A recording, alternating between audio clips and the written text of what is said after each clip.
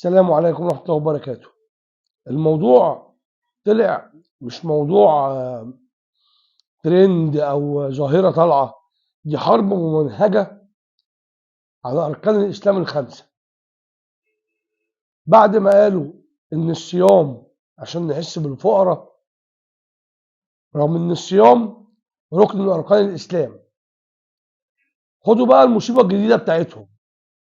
والمصيبة دي أنا هعرضها لكم صوت وصورة، بس أنا هقرا لكم البوست اللي هتشوفوه ده قدامكم دلوقتي، وبعد كده هعرض لكم الفيديو ونتكلم بقى ونشوف الناس دي رايحه بينا على فين. داعية إماراتي اسمه يوسف وسيم بيقول القرآن لا يوجد به نص عقوبة لمن ترك الصلاة، لأن الصلاة تأتي بالحب، والله لا يجبر أحدا على حبه، والصلاة دافعها عن حب الله أكثر من أن تكون خشية لله، لهذا لم يذكر القرآن الكريم عقوبتها. ده الكلام اللي البيه قاله. نشوف بقى الفيديو مع بعض كده ونسمعه. لن تجد في القرآن قط عقوبة لمسلم ترك الصلاة، قط عقوبة لمسلم ترك الصلاة، لأن الصلاة تأتي بالحب، والله لا يجبر عبدا على حبه. ايه رأيكم يا جماعة في الكلام ده؟ ايه رأيكم؟ احنا في مصيبة، حرب ممنهجة على الإسلام واضحة. طب يا بيه، أنا هقول لك إن القرآن ذكر العقوبات دي، ولا بقى يا بيه أنا مش هكلمك أصلا. أنا هوضح للناس، لأي شاب طالع للدنيا ويسمع كلام زي ده.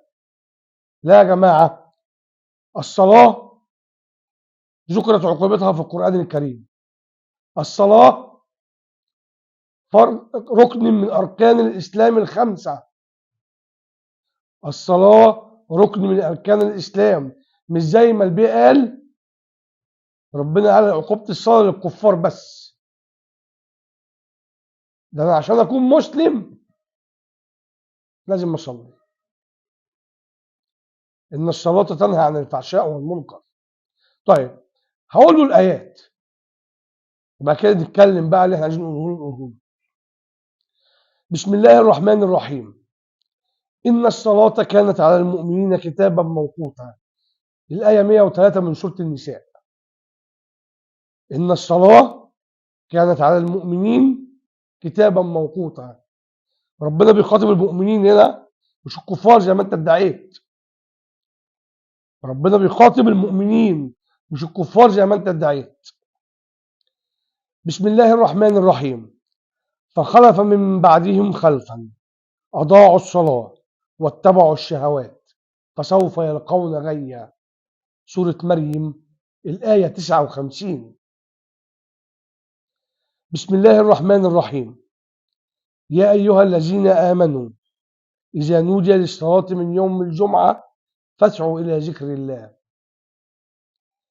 ربنا بيخاطب الذين آمنوا، ما قالش الكفار. بسم الله الرحمن الرحيم. ما سلككم في سقر؟ قالوا لم نكن من المصلين. سورة المدثر الآية 42. بسم الله الرحمن الرحيم.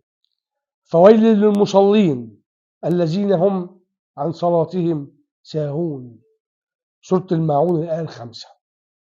كل دي آيات بتؤكد أن ربنا كتب الصلاة علينا وأن ليها عقوبة في الإسلام.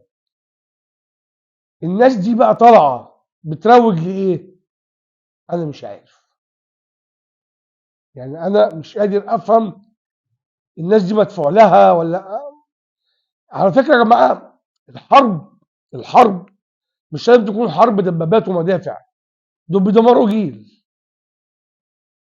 هي دي الحرب اللي احنا بنتحاربها. هات ثوابت الدين، هات بأركان الإسلام، افتح تيك توك، اعمل ترندات، افتح بيوت، والترندات دي ليها حلقة معايا تانية.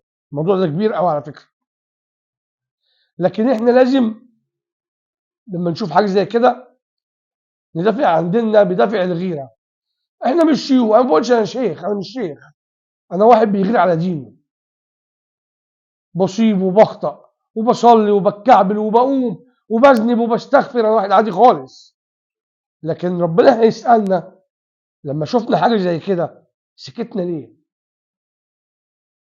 ما ردناش ليه بالكلمه؟ من صلحت صلاته صلحت سائر اعماله. ان الصلاه تنهى عن الفحشاء والمنكر والبغي. الصلاه مش على الكيف يا مولانا، الصلاه دي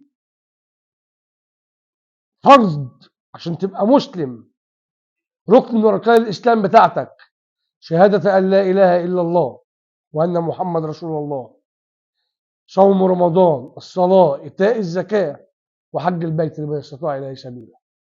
سعادتك بقى جاي بتقول لي الكلام ده للكفار، عقوبه تارك الصلاه اللي في المذكور في القران للكفار، ربنا خاطب المؤمنين.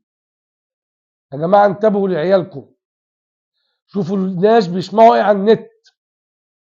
السوشيال ميديا خربت اجيال. الجيل اللي طلع ده اللي احنا كلنا مستغربين سلوكياته من الميديا، بس صممهم الولاد قروا ومحدش راجعهم. فالنماذج اللي انتوا شايفينها دلوقتي صدوا معايا، كلنا نجري على ديننا ونشوف غلط نقول غلط. انا يمكن عمري ما طلبت من حد فيكم يعمل شير لفيديو ولا، بس انا عايز الكلام ده يوصل زي ما كلامهم بيوصل كده وعاملين له بوستات وفيديوهات وكل الناس بتشوفه.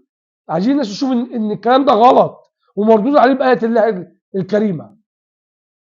اللهم لا تؤاخذنا بما فعل السفهاء منا.